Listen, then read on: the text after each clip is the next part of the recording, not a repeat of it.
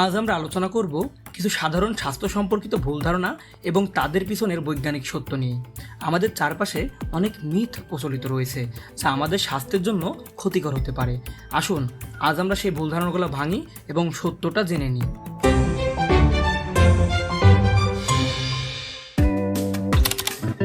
প্রথমে আমরা আলোচনা করব একটি সাধারণ ভুল ধারণা সম্পর্কে। অনেকেই মনে করেন ঠান্ডা বা ভেজা হয়ে থাকার কারণে ঠান্ডা লাগে। আসলে এটি সত্য নয়।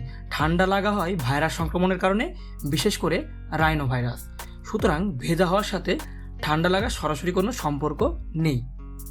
আরেকটি প্রচলিত ভুল ধারণা হলো ভ্যাকসিনে থাকা পদার্থগুলো অটিজমের কারণ হতে পারে।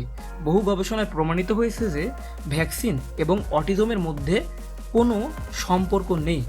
ভ্যাকসিন নিরাপদ এবং বিভিন্ন রোগ প্রতিরোধে অত্যন্ত কার্যকর।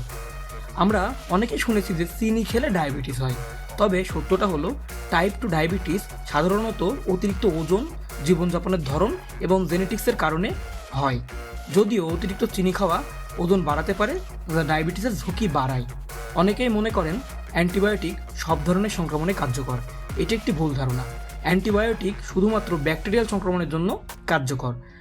ভাইরাসজনিত সংক্রমণ যেমন ফ্লু বা সাধারণ সর্দির ক্ষেত্রে অ্যান্টিবায়োটিক কার্যকর নয়। আমরা প্রায় শুনি ভিটামিন সি খেলে ঠান্ডা সেরে যাবে। আসলে ভিটামিন সি ঠান্ডা থেকে নিরাময় করতে পারে না, তবে নিয়মিত ভিটামিন সি গ্রহণ করলে ঠান্ডা হওয়ার সম্ভাবনা কিছুটা কমতে পারে এবং রোগ হলে তার স্থায়িত্ব কমতে পারে। আরেকটি প্রচলিত ভুল ধারণা হলো মাইক্রোওয়েভ ওভেন ব্যবহারে খাদ্যের পুষ্টিগুণ নষ্ট হয়। বাস্তবে মাইক্রোওয়েভ ওভেন সাধারণত খাদ্যের পুষ্টিগুণ বজায় রাখে এবং এটি দ্রুত রান্নার জন্য একটি নিরাপদ পদ্ধতি। অনেকেই মনে করেন হ্যান্ড স্যানিটাইজার ব্যবহারে 100% জীবাণু ধ্বংস হয়। বাস্তবে কোনো সাবান বা হ্যান্ড স্যানিটাইজার 100% জীবাণু ধ্বংস করতে পারে না, তবে সঠিকভাবে ব্যবহার করলে জীবাণু কমানোর ক্ষেত্রে এটি খুবই কার্যকর।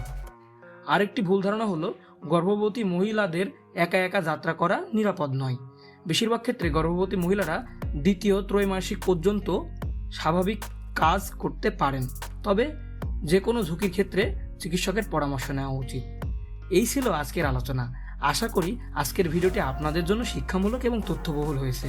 যদি আপনারা নতুন নতুন কিছু শিখতে চান তাহলে লাইক দিন, শেয়ার করুন এবং আমাদের চ্যানেলটি সাবস্ক্রাইব করতে ভুলবেন না। আমাদের পরবর্তী ভিডিওতে আবার দেখা হবে। ধন্যবাদ।